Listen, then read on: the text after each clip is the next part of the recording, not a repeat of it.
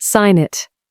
My dad, Robert Williams, pushed an agreement across the table toward me. "My name is Rebecca Williams, and I'm 35 years old, sitting in what used to be my childhood home, staring at a document that would change everything between us forever."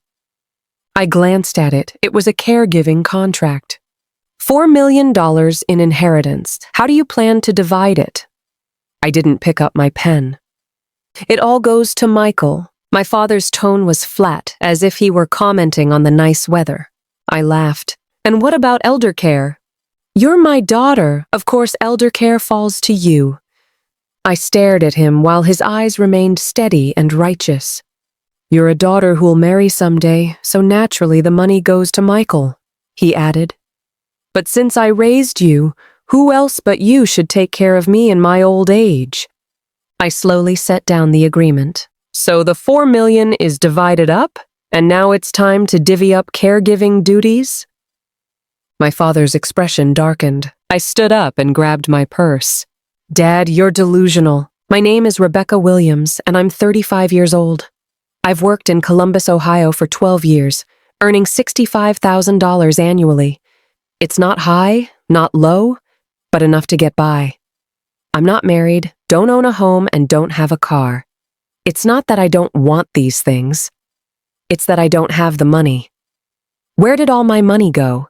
Just look at my dad Robert and my brother Michael and you'll understand." "Rebecca, how can you speak to Dad like that?" My sister-in-law Jennifer's voice carried from the living room, sharp and grating. I ignored her and continued toward the door. "Stop right there!" My father slammed his hand on the table. I halted and turned around. In the living room, my father sat in the center of the sofa with my brother Michael beside him. Jennifer stood to one side with her arms crossed. The whole family was assembled, waiting for me to sign. "Dad, I told you, I'm not signing this." "You won't sign?" My father glared at me. "I raised you for 35 years, and this is how you repay me?" Hearing this, I suddenly wanted to laugh. Raised me for 35 years. I'd been working since I was 18. I took out student loans for college and spent 3 years paying them back after graduation. All these years, I've sent $1,500 home every month.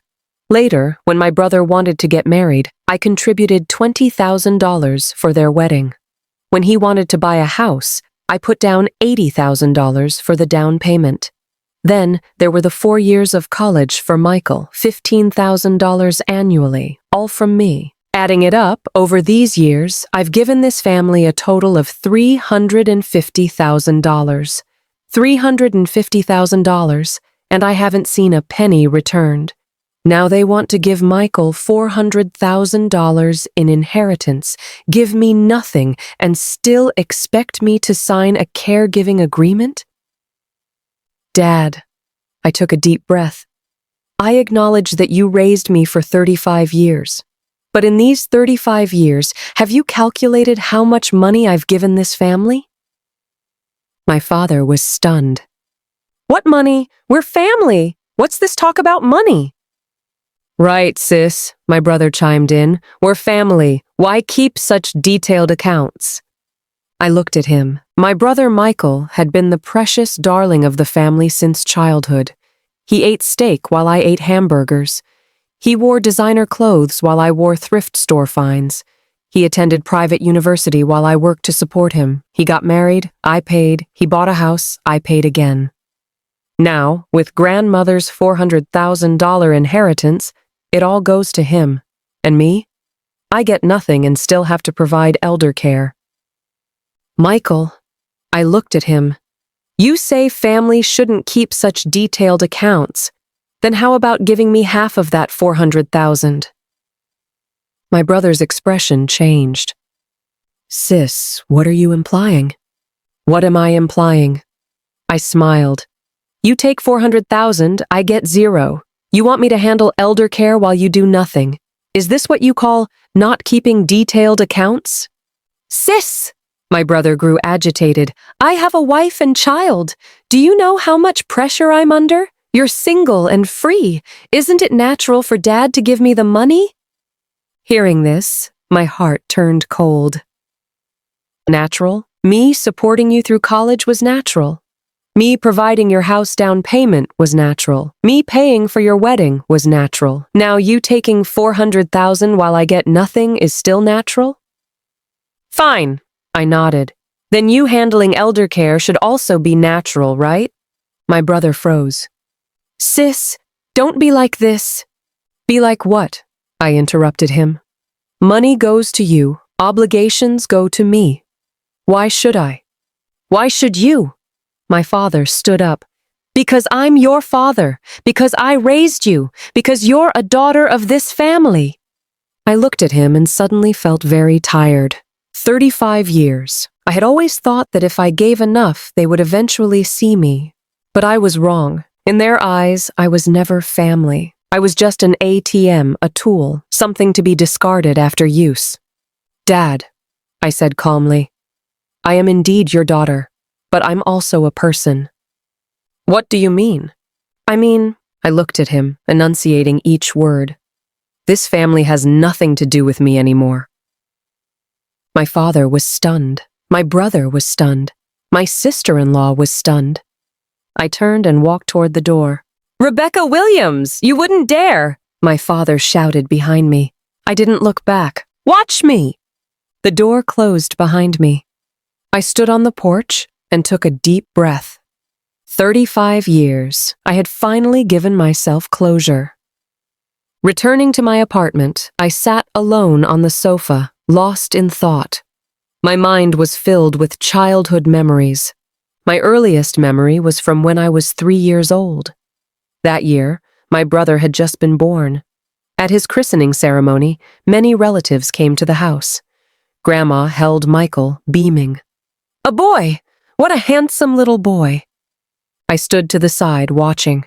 Mom came over and patted my head. Rebecca, you need to take care of your little brother from now on, okay? I nodded. From that day forward, taking care of my brother became the main theme of my life. When Michael cried, I comforted him. When he wanted my toys, I gave them up. When he broke a vase and blamed me, I took responsibility. When I was 5 on Thanksgiving, there was a roasted turkey on the table. I reached for a drumstick, but Mom slapped my hand away. Let Michael eat first. He's a boy and needs to grow. I watched helplessly as my brother finished all the best parts while I could only eat the leftovers. Mom pushed the remaining food toward me. You're the big sister. You need to be understanding. I ate the leftovers with tears welling in my eyes. When I was 8, it was the start of the school year. Michael was starting elementary school, and our parents bought him a new backpack, new school supplies, and new uniforms. What about me? I used Michael's old backpack from the previous year with a broken zipper. Girls don't need to be so particular, Mom said. When I was 12, I won first place in a state math competition. My teacher said I could compete nationally, but there was a $200 registration fee. I excitedly ran home to tell Mom. She looked at me and sighed. $200? We haven't even figured out Michael's football training fees for next semester. But the teacher said I have a good chance of winning a national award. What's a girl doing studying so much? Mom interrupted me. You'll just get married and become a mother for someone else's family anyway. I stood there stunned. That was the first time I understood that in this family, Michael and I were different. He was our own. I was someone else's future family member. At 18, I was accepted to the state university. It wasn't the best school, but tuition was affordable, and I could work part-time while studying. Dad, I got into college. My father looked at the acceptance letter without much expression. What's the point of college? Girls should just find someone to marry. I said nothing. During my 4 years of college, I attended classes during the day and worked at a restaurant at night.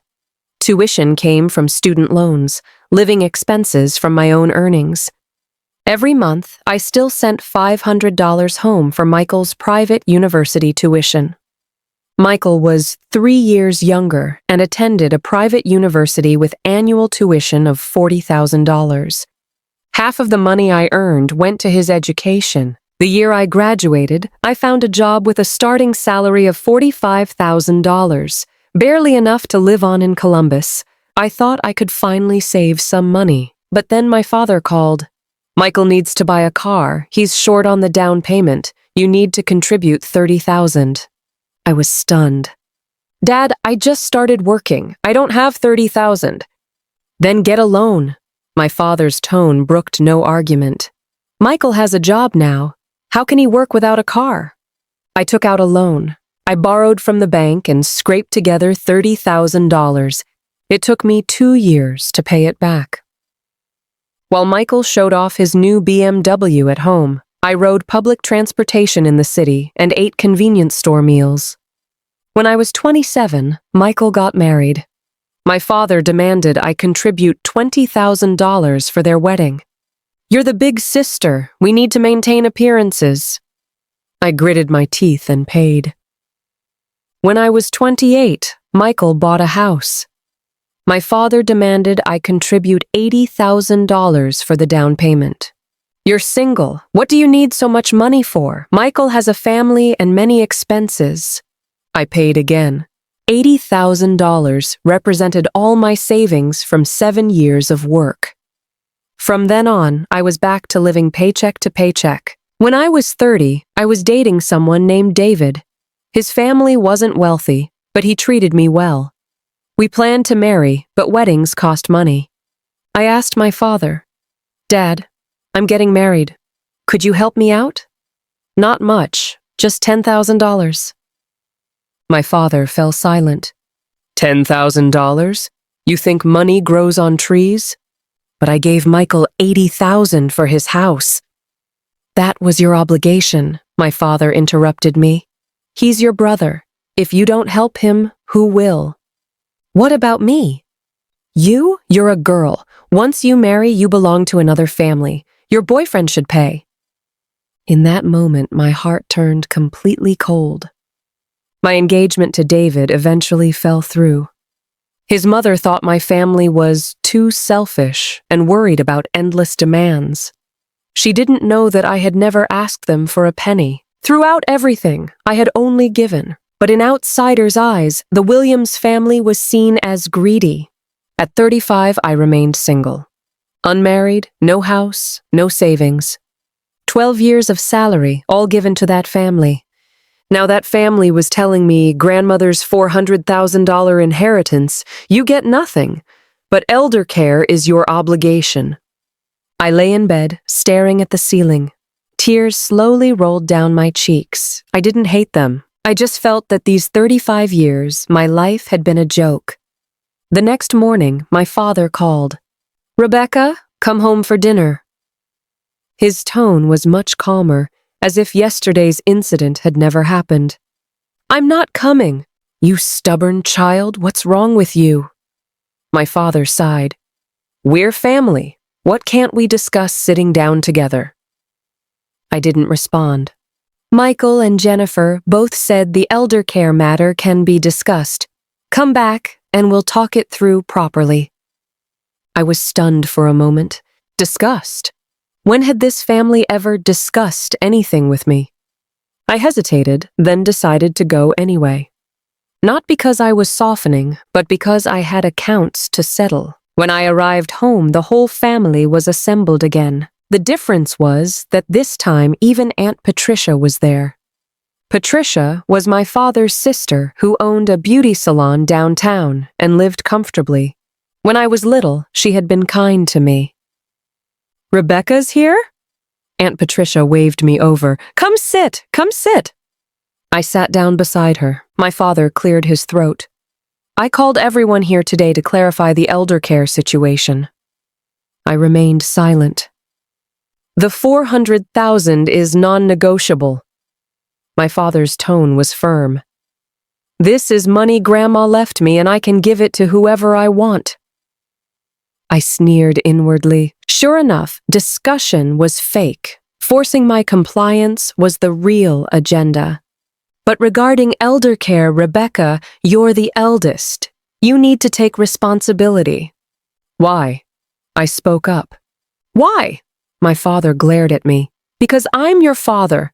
You're my father, and you're also Michael's father. I looked at him. Why does all the money go to him while all the elder care falls to me? That's different, my brother interjected anxiously. Sis, I have a wife and child. The pressure is enormous. Dad giving me the money is so I can take care of this family. What about elder care? Can't you handle that? My brother was at a loss. Rebecca, my sister-in-law spoke up. You earn over $5,000 a month. What's wrong with contributing some money to honor Dad? Do you know how much pressure our Michael is under? The child needs private school, we have mortgage payments, and $400,000 sounds like a lot, but it gets spent quickly. I looked at her without speaking. Besides, Jennifer continued, you're single. What do you need so much money for? You're not getting married or having children. Dad giving us the money ultimately benefits your nephew too. What's your loss? I suddenly laughed. Jennifer, you mean I should spend my whole life serving you like a beast of burden? I didn't mean that, Jennifer said hastily. I meant... I understand exactly what you meant. I interrupted her. $400,000 goes to you. That's yours. Elder care goes to me. That's also deserved. Because I'm single, I don't need money. Because I'm a woman, I should sacrifice, right? Jennifer opened her mouth but couldn't speak. Aunt Patricia sighed beside us. Rebecca, don't be so stubborn. Your father is indeed biased, but he's thinking of Michael's future. Boys have to support families. Aunt Patricia, I turned to her. Do you know how much money I've given this family over the years? She was stunned. $350,000. The room fell silent. What? My father frowned. What nonsense are you talking? I'm not talking nonsense. I pulled out a notebook from my purse. I keep track of my expenses. From my first year working, I've recorded every penny given to this family. I opened the notebook. From 2012 to 2024, monthly living allowances totaling $180,000. 4 years of Michael's university tuition, $60,000. Michael's house down payment, $80,000. Michael's wedding expenses, $20,000. Miscellaneous support, $10,000. I closed the notebook. Total, $350,000. The living room was dead quiet. Over these years, I didn't buy a house, didn't buy a car, didn't get married. Where did all the money go? To this family. I looked at my father. $350,000. Have you ever given me back a single penny? My father's face turned bright red. Now you're giving Michael $400,000 and still want me to handle elder care. I stood up. Dad, I'm asking you, who's the ungrateful one here? You! My father slammed the table. I raised you all these years, and you're throwing these accounts in my face? I'm not the one keeping accounts. I looked at him. You forced me to. I threw the notebook on the table. I made 3 copies of this notebook. One for Aunt Patricia, one for the community center, and one for the local TV station. My father froze. What are you trying to do? Nothing. I picked up my purse. But if you keep pressuring me to sign that elder care agreement, I'll let everyone see how the Williams family treats their daughter. I walked to the door and stopped. I don't want the $400,000. But I won't handle elder care either. How can you face your deceased mother doing this? My father shouted behind me. I turned around. When Mom was dying, I paid her medical bills. What about you? Did you ever buy her a decent dress? My father stood there stunned.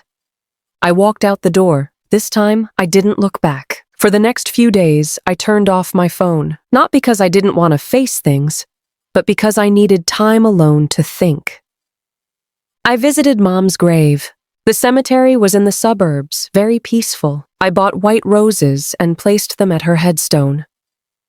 Mom, I knelt down and said softly, I'm sorry it took me so long to visit you. Mom had died 10 years ago. I was 25 then, she was 52. Late-stage breast cancer that had already spread when discovered. The day she was hospitalized, Dad said insurance wasn't enough. Michael had just started working with an annual salary of $30,000, so he really had no savings. In the end, the hospital and treatment costs totaling $150,000 came from my borrowing. I borrowed from relatives, from colleagues, and took bank loans. It took 5 years to pay back. Mom still couldn't be saved. The day she passed, she held my hand and said, Rebecca, take care of yourself from now on. She didn't tell me to take care of the family. She didn't tell me to take care of Michael. She only said one thing, take care of yourself. Maybe she had known long ago that in this family, only I would take care of myself. I sat by the grave for a long time. When the sun set, I stood up. Mom, I won't be anyone's fool anymore. I turned and left. Walking to the cemetery entrance, my phone vibrated. It was a text from my father. Rebecca, Dad's in the hospital. Stroke, come quickly. I looked at this message with no emotional reaction. A stroke? Perfect timing. I stood by the road, thinking for a long time. Then I called an Uber and headed to the hospital. When I arrived, both my brother and sister-in-law were there. My father lay in the hospital bed, face pale yellow, the right side of his body seemingly immobile. Sis is here. My brother stood up, looking somewhat embarrassed. I ignored him and walked to the bedside. What happened? Stroke, Jennifer said. Last night. Fortunately, we got him here in time. He's alive, but there's paralysis on the right side. I looked at my father. His eyes were still alert, his mouth opened and closed, trying to say something. The doctor said he needs rehabilitation therapy and long-term medication. My brother said nearby. The costs aren't small. I understood. How much? The doctor estimates follow-up treatment and rehabilitation could cost $80,000 to $100,000. $80,000 to $100,000. I nodded. You pay for it. My brother was stunned. What? $400,000, you took it. $80,000 to $100,000, you pay it. Any problem? Sis! My brother panicked. That money was already invested. We don't have much cash. Invested? I looked at him. Invested in what? Stocks, real estate, the child's education fund? So you're out of money? My brother said nothing. I laughed. $400,000 and you're out of cash in 3 years? My brother kept his head down, silent. Jennifer bit her lip beside him. I turned to look at my father in the hospital bed. Dad, did you hear that? My father's mouth opened and closed, unable to speak. Your $400,000 son says he has no cash. You want me to handle elder care? I have no money either. I stood up. Figure this out yourselves. Sis! My brother grabbed me. You can't do this! Do what? Dad's lying here and you're just walking away? He's lying here, aren't you here? I looked at him. You took $400,000. Shouldn't you be responsible? My brother's face turned red. That was what Dad gave me, what I deserved. Fine, you deserved it. I nodded. Then you paying is also what you deserve. My brother was stunned. I pulled free from his grip and walked toward the door. Rebecca Williams. This time it was my father calling my full name. His voice was hoarse but clear. I stopped and looked back at him. You're just walking away like this? So? I'm your father. I know. I looked at him. But you're also Michael's father. Go to him. My father's face contorted. You ungrateful daughter. Hearing those 3 words, I felt no anger, only amusement. Ungrateful? I walked back to the bedside and leaned down. Dad, do you know what you sound like saying that? My father glared at me. Like someone who finished eating, smashed the plate, then cursed the cook for not washing dishes. I straightened up. I gave this family $350,000 with no return. You gave Michael $400,000 and now he claims no cash. Think about who's ungrateful. I turned and walked out of the room. Behind me came my father's angry roars and my brother's shouting. But I didn't stop. This time, I truly didn't want to care anymore. After leaving the hospital, I changed my phone number. I canceled the old number and restricted my Facebook visibility. I didn't want to receive any more calls from that family. Work continued as usual, 9 to 5 every day, occasionally working weekends, eating alone, getting off work alone, going home alone. Life was ordinary but peaceful. A month later, a big project came to the company. My proposal was chosen by the client, and my boss publicly praised me at the meeting. Rebecca did excellent work this time, salary increase and promotion to project team leader. Colleagues applauded. I smiled without saying much. After the raise, my annual salary increased to $75,000. I started saving money, $3,000 every month, with the rest sufficient for living. The days of money flowing like water to my family were over. 2 months later, I was waiting for a friend at Starbucks. While sitting by the window lost in thought, a familiar voice sounded nearby. Sis? I turned around. It was my brother. He looked more haggard than when I'd last seen him, hair somewhat messy, dark circles under his eyes. What are you doing here? I asked. I'm meeting someone about business. He seemed evasive. Didn't expect to run into you. I said nothing. Sis, he sat across from me. About Dad. Are you really not going to care? No. He's your father. He's your father, too. I looked at him. He gave you $400,000. Wasn't that so you could take care of him? That money. My brother's voice dropped. That money is really gone. I raised an eyebrow. Bad investment, he said. A friend told me about a cryptocurrency project that couldn't fail.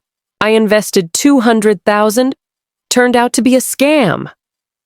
After hearing this, I didn't know what to say.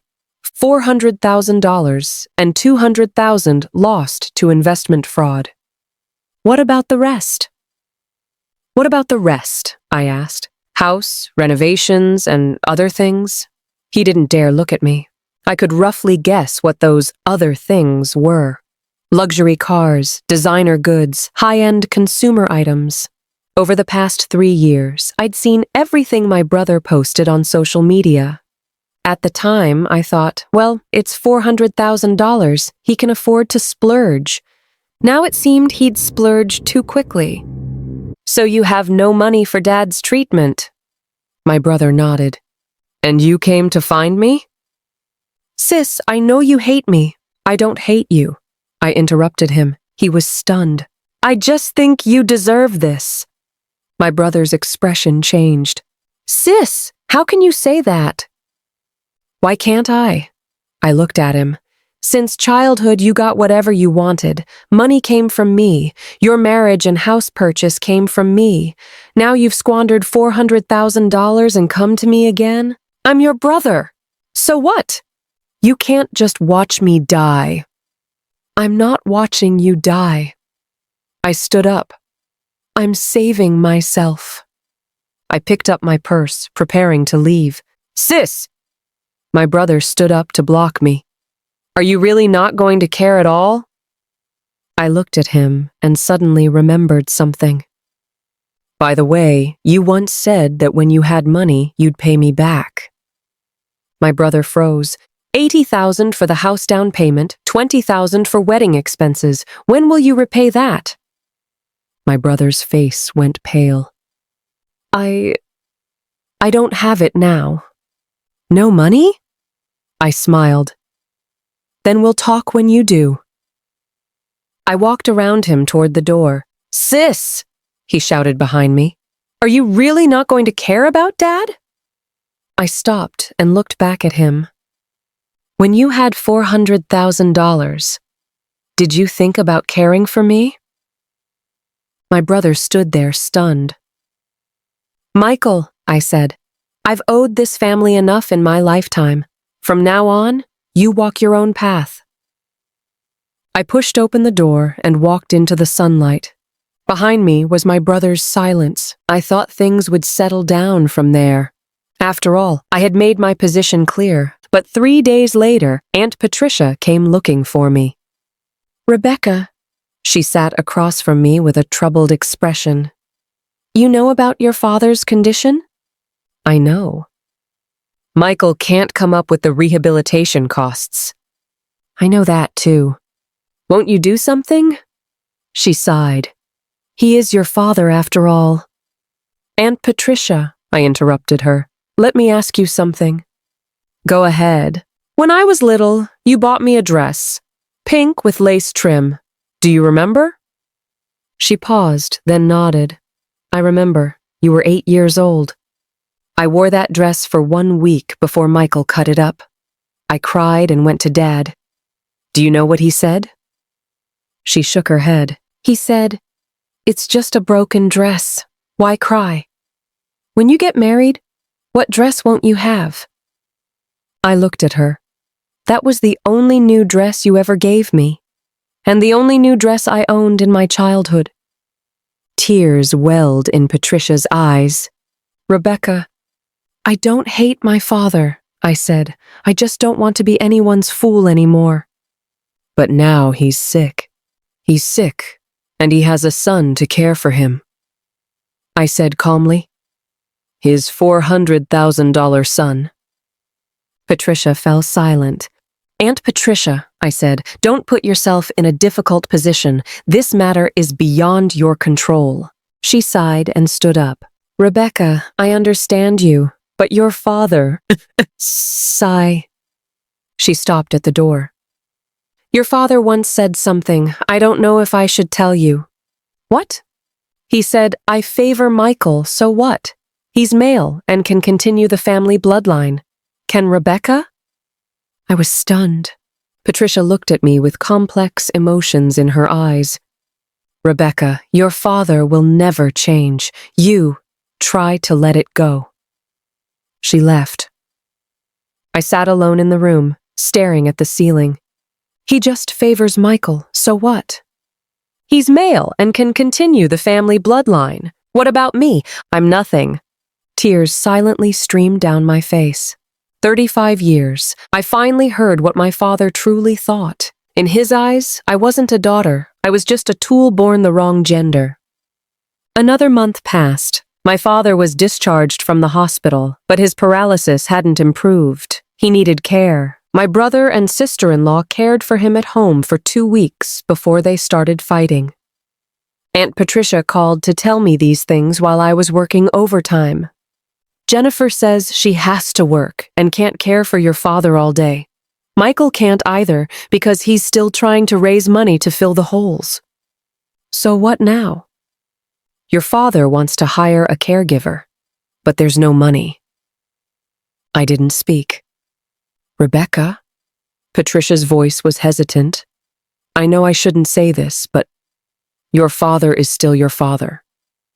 Aunt Patricia, I interrupted her. $400,000 squandered in 3 years. They want me to pay. What am I supposed to pay with? I know, but… Aunt Patricia, I save $3,000 every month. In a year, that's less than $40,000. A caregiver costs $3,000 monthly. Do you think I can afford it? Patricia fell silent. Besides, I said, even if I could afford it, I wouldn't.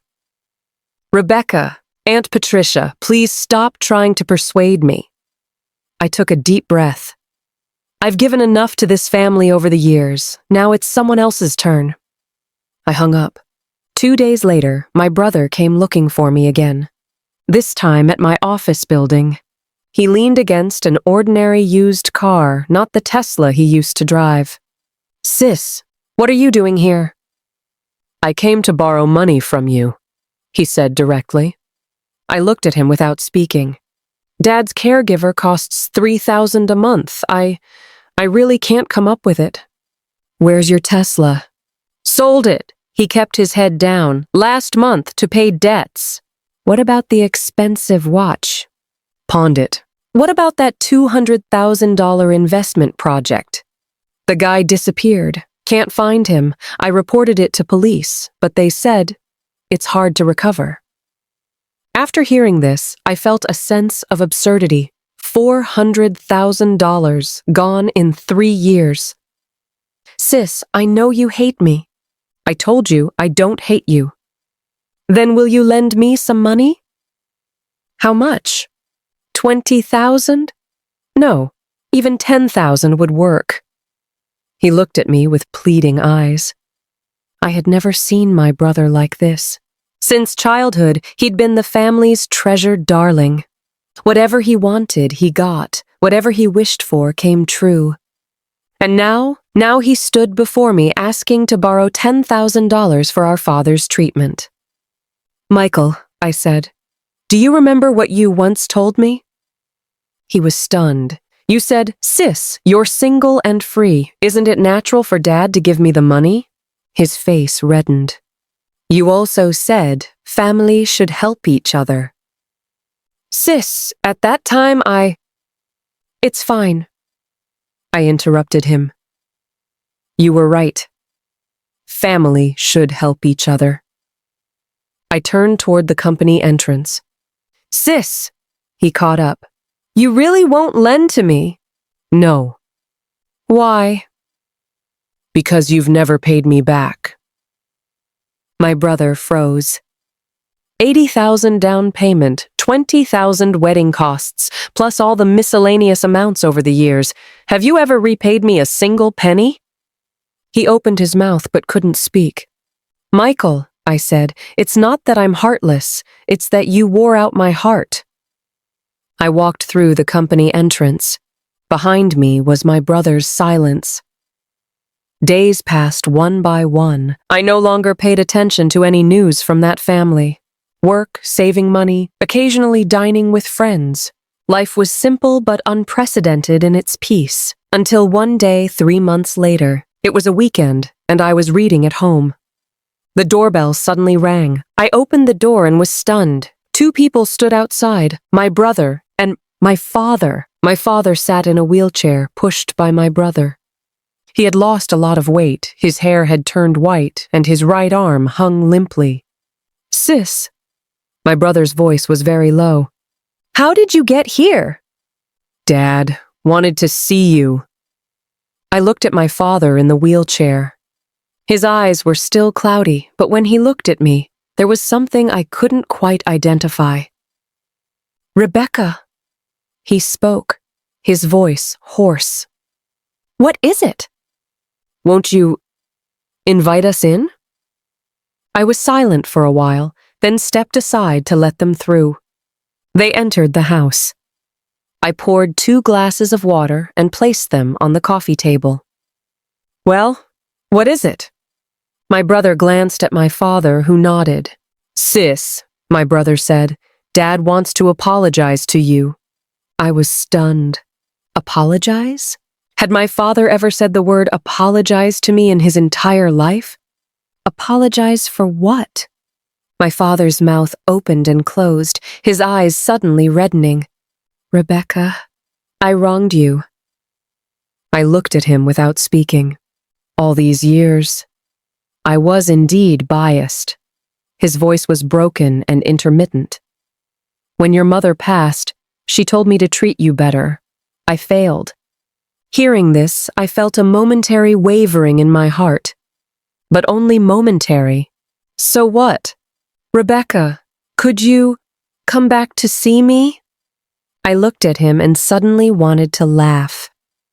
Dad, when you say this, have you thought about why things reached this point? He was stunned. $400,000. You didn't give me a penny. Eldercare, you wanted me to sign an agreement, I said. Now the money's gone, and you come to apologize? Rebecca! My brother grew agitated. Dad's in this condition, and you're still dwelling on the past? Dwelling on what past? I turned to him. Which part should I dwell on? My brother was stunned. My drinking soup while you drank milk as children, me wearing used clothes while you wore new ones, me supporting you through college, me providing your house down payment, you taking $400,000, or you squandering all that money? My brother's face turned bright red. Michael, I said, you enjoyed all the benefits over the years. Now you're out of money and come to me. Why should I? Because we're family. Family? I laughed. When have you ever considered me family? My brother opened his mouth but couldn't speak. Dad, I turned to my father in the wheelchair. You say you were biased, and I believe you. You say you wronged me, and I believe that too. But do you know? These words are 35 years too late. My father's tears flowed. Rebecca, I know I was wrong. Can't you forgive me? I looked at him, feeling strangely calm inside. Dad, I do forgive you. His eyes brightened for a moment. But I won't take care of this family anymore. That light dimmed again. You have a $400,000 son, I said. Go to him. I stood up and walked to the door, opening it. Please leave. Rebecca? Dad? I looked at him. You raised me for 35 years, and I'm grateful. But you also hurt me for 35 years. I took a deep breath. I don't owe this family anything anymore. My father sat in the wheelchair, his lips trembling. Raised, an ungrateful daughter. Hearing these 3 words, I felt no anger, only relief. Ungrateful daughter, then ungrateful daughter, I said. In your eyes, I was never a daughter anyway. My brother pushed my father, slowly leaving. At the doorway, my father looked back at me once more. In his eyes were regret, anger, and unwillingness, but no guilt whatsoever, I knew. He only regretted not binding me tighter earlier. The door closed. I stood alone in the house. Sunlight streamed through the window. I stood by the window and exhaled deeply. The shackles of 35 years were finally removed. After that, they never came looking for me again. I heard my brother was borrowing money everywhere, and Jennifer was fighting with him more and more. I heard my father found a cheap caregiver and lived in my brother's rental apartment. I heard my brother's investment was never recovered, and he was still deep in debt. These things were all told to me by Aunt Patricia. Rebecca, she said, Michael is in terrible shape now.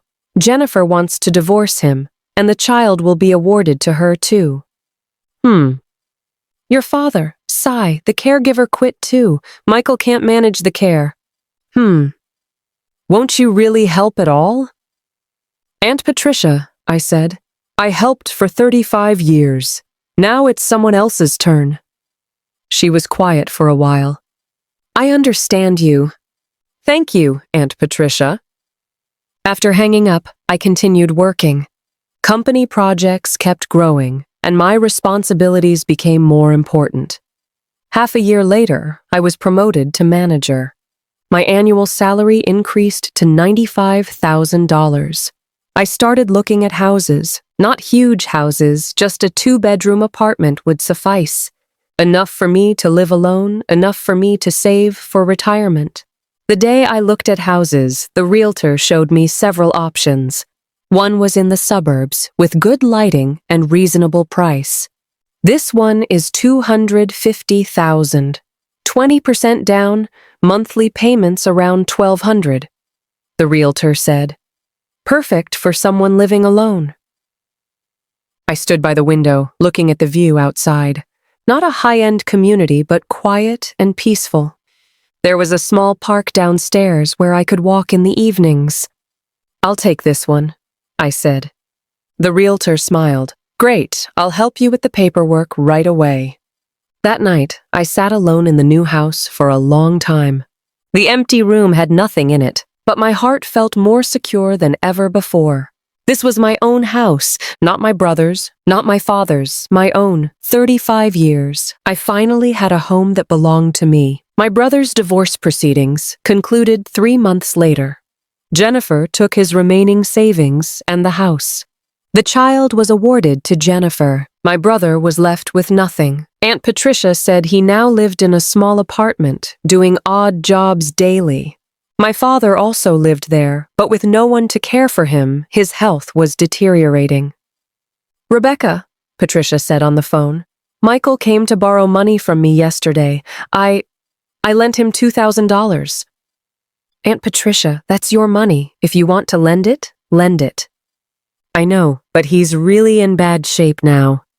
"Whether he's in bad shape has nothing to do with me." Patricia was silent. "Rebecca, don't you feel sad at all?" I thought about it. Sad? Yes. After all, he's your brother. And your father. I looked out the window. The new house was finished with renovations. Simple style, clean and bright. "Aunt Patricia," I said, "of course I felt sad." "Then why?" "Because I was sad for 35 years. That's enough," I said. "Now it's someone else's turn." Patricia said nothing more. "Aunt Patricia, don't worry too much either," I said. "Let them walk their own path." All right then." After hanging up, the doorbell rang. I opened the door to see a familiar person. My brother. He looked even more haggard than last time, clothes wrinkled, unshaven. "Sis, how did you get here?" I found out you moved." "What is it?" He stood at the door, hesitating. "Sis, can I come in and sit for a while?" I looked at him without moving. "Just tell me, what is it?" He bit his lip. "Sis, I want to borrow some money." "How much?" $10,000. "What for?" Dad's in the hospital again." He kept his head down. "Another stroke. The doctor says, this one's more serious." I didn't speak. "I have no money left, sis." He looked up, eyes red. "I really have no money left." I looked at him. This was my brother. The brother who had been treasured since childhood. Who got whatever he wanted, wished for whatever came true. And now he stood before me, asking to borrow $10,000 for our father's treatment. "Michael," I said, "do you know how much money you once had?" He was stunned. $400,000. He lowered his head. $400,000 that you squandered in 3 years. Now you're asking me to borrow $10,000 for Dad's treatment. "Sis, I know I was wrong." "You were wrong?" I smiled. "Wrong about what?" "I shouldn't have treated you that way." "What way?" "I shouldn't have taken all the money for granted. Shouldn't have made you pay for everything alone. Shouldn't have squandered the $400,000. He couldn't continue. "Michael," I said, "let me ask you a question." "What?" "If that $400,000 had been split with me half and half, would you lend me $10,000 now?" He froze. "No, not even half," I said. "Even if I only had $50,000, would you lend to me?" His lips moved, but no words came. "You wouldn't," I said, "because in your heart, all that money was yours. The $350,000 I gave this family was also deserved." "Sis." "Michael," I said, "when you had $400,000, you never thought of me. Now that you're broke, you come to me. Why should I?" He stood at the door, tears flowing. "Sis, I'm begging you. Dad really can't make it." I looked at him, feeling strangely calm. When you had $400,000, did you think Dad might not make it? He was stunned. You took the money and didn't come home for 3 years. You failed at investments, bought a Tesla and a Rolex. You squandered all the money, then remembered you had a father to care for. I took a deep breath. Michael, Dad's situation isn't because I don't care. It's because you led him to this point. Sis! His voice became shrill. You're being too harsh. Harsh? I looked at him. Who do you think is being harsh? He opened his mouth but couldn't speak. Go back, I said. Figure out Dad's situation yourself. Sis! Michael, I said, it's not that I'm heartless, it's that you wore out my heart. I closed the door. Outside, my brother's crying could be heard. I stood behind the door, unmoving. This time, I wouldn't soften my heart again. My father stayed in the hospital for a month. This time, he couldn't fully recover. Aunt Patricia told me he was now basically bedridden, sometimes lucid, sometimes confused. My brother borrowed money everywhere, deep in debt. He couldn't afford caregivers and had to provide care himself. Jennifer never appeared again. Rebecca, Patricia said, when your father is lucid sometimes, he calls your name. Hearing this, I said nothing. He says he wants to see you. I was silent for a while. Aunt Patricia, I understand. After hanging up, I stood by the window looking at the sky outside. 1 year. From the day I refused to sign the elder care agreement, exactly 1 year. In this year, I was promoted to manager with a salary increase to $95,000. I bought a house, renovated it, and lived alone. I started learning yoga, attending weekend classes. I made some new friends and occasionally dined together. My life was better than ever before, and them? My brother squandered $400,000, got divorced, and lost his child. My father was bedridden with no one to care for him.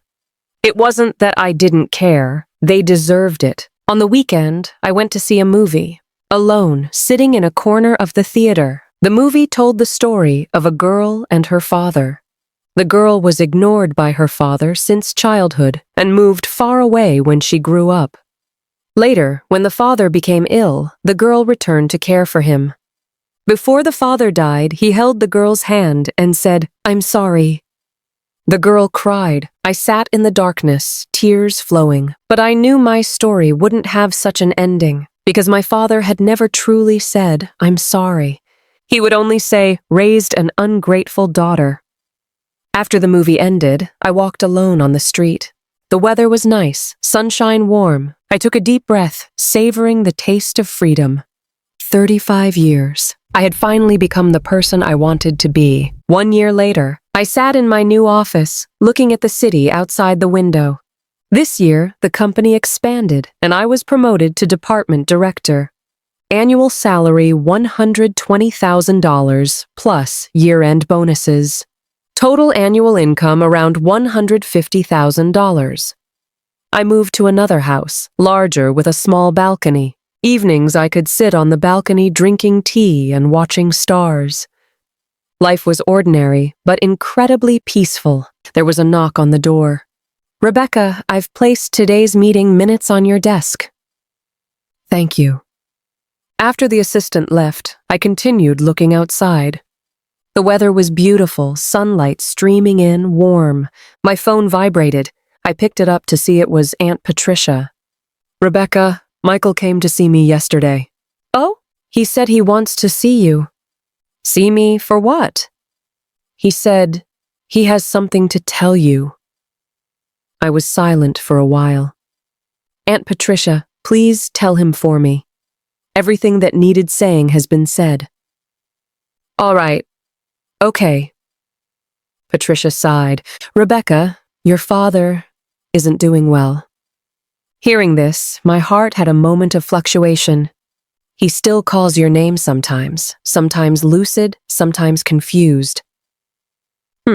Won't you go see him?" I looked outside and thought for a long time. Aunt Patricia, I won't go. Rebecca? It's not that I don't want to, I said. Going wouldn't change anything. Patricia was silent. What he owes me can't be repaid with just an "I'm sorry." I know. He never treated me as a daughter in his whole life, I said. Now that he's dying, what would my going accomplish? Would he regret it? Maybe. He wouldn't, Aunt Patricia, I said. He would only think I finally came back to him. Patricia said nothing more.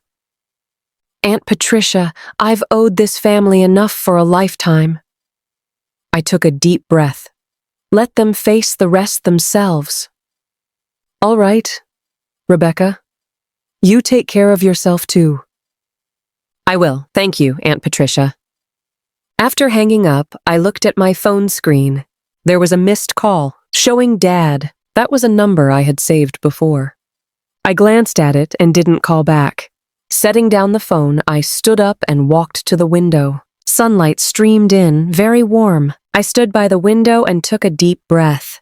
It wasn't that I was heartless. They had worn out my heart. 35 years of grievances, 35 years of giving, 35 years of unfairness. I didn't owe them anything anymore. From now on, I would live only for myself. My phone vibrated again. I looked down at it, still Dad. I stared at those 3 letters, hesitating for a few seconds. Then I turned the phone over, screen down. Outside, the sunlight was perfect. I turned around, sat back at my desk, opened my computer, and continued working. I didn't answer that call. Maybe I never would, but that was fine. My life finally belonged to me. That's the story for today. Hope you enjoyed this incredible tale. Share your thoughts in the comments below. I'd love to hear from you. Subscribe for more captivating stories like this. And don't forget to like and share this video. Thank you for being here. See you next time.